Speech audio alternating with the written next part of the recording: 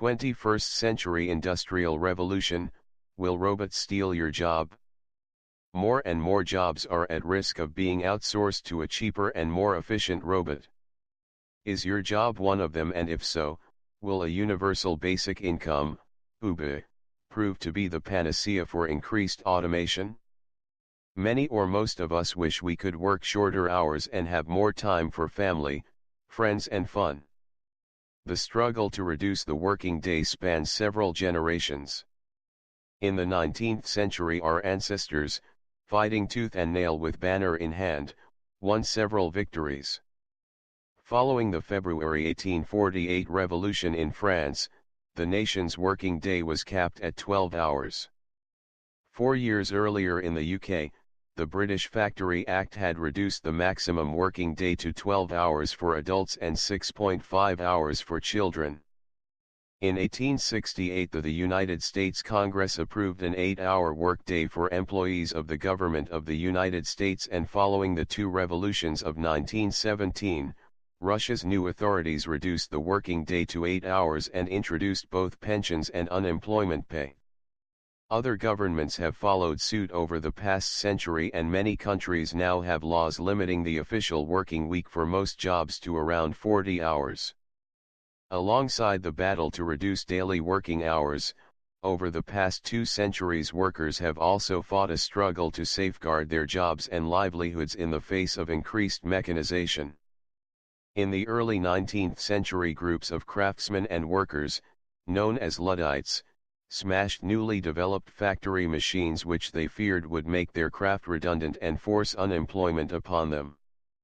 Over the past several decades, advancements in electronics and computing have revolutionized the working world, creating new jobs and industries. However, the onward march of technology has trampled on the manufacturing industries of Europe and North America, causing the loss of millions of jobs as humans become replaced with cheaper and more efficient robots who work longer hours and don't require holidays, sick pay or pensions. In the decade between 2000 to 2010, in the United States alone, jobs in the manufacturing industry declined by 5.6 million.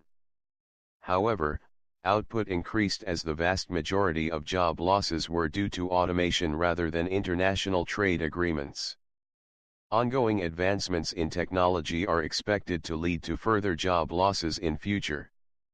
Accountancy firm PwC predict that in the UK up to 30%, 10 million, existing, mostly low-skilled and manual jobs could be taken over by robots within the next 15 years. Economies with comparable figures are the United States, 38%, Germany, 35%, and Japan, 21%. According to PwC's chief economist John Hawksworth, jobs where you've got more of a human touch, like health and education, which do not easily lend themselves to automation, are expected to be somewhat protected. Some job losses could be offset as new industries develop on the back of the growth in robotics and AI. However, there are concerns that workers lacking the necessary skills to prosper in the coming years could be left behind in this 21st century industrial revolution, leading to greater income inequality. Introducing a universal basic income for all citizens, to create a safety net for those whose jobs end up being done by robots, has been touted as a solution. Billionaires Richard Branson, Elon Musk and Mark Zuckerberg have spoken in favor of this initiative. Branson comments, "Basic income is going to be all the more important. If a lot more wealth is created by AI, the least that the country should be able to do is that a lot of that wealth that is created by AI goes back into making sure that everybody has a safety net." Finland is currently testing out a 2-year scheme to give all citizens €560 a month, and parts of the Netherlands, Hawaii and Ontario are considering, or in the process of conducting, small experiments, giving all citizens a basic income. The idea of a universal basic income for all citizens, regardless of employment status, is an attractive one. Few would disagree with the idea of creating a safety net to ensure that someone who is down on their luck or unemployed could afford food, shelter and clothing at a minimum. However, extending universal basic income to the entire working population of a large country could be less feasible than introducing it in certain cities or for select populations. For example, there are presently around 32 million employed adults in the UK plus almost another 9 million economically inactive individuals aged 16 to 64. If each of these roughly 40 million people received, say, £500 each month, this would equate to almost £20 billion a month or £240 billion a year, approximately double the annual NHS budget. It's difficult to imagine this occurring at a time when governments across Europe are taking every opportunity to implement austerity.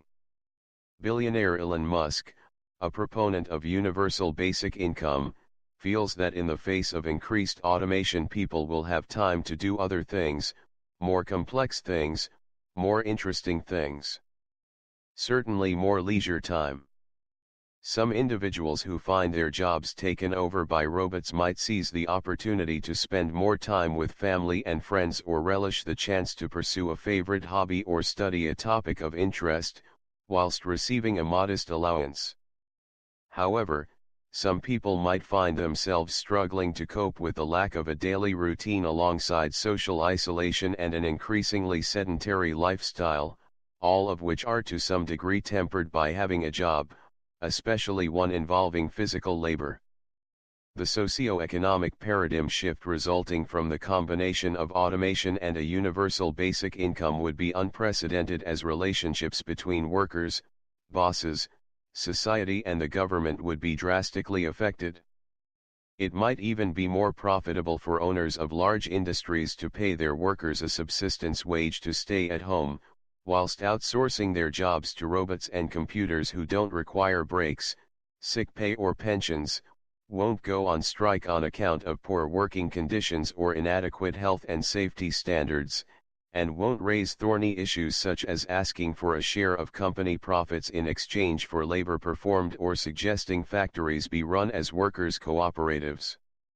Maintaining a high profit margin without having to deal with trade unions, strikes or irate workers, a capitalist's dream. Meanwhile, the workers can stay at home, isolated from each other, as they enjoy the latest soap opera and read juicy tabloid gossip. Whatever happens, one thing is certain: society, work and our daily lives are set to see radical change over the coming decades.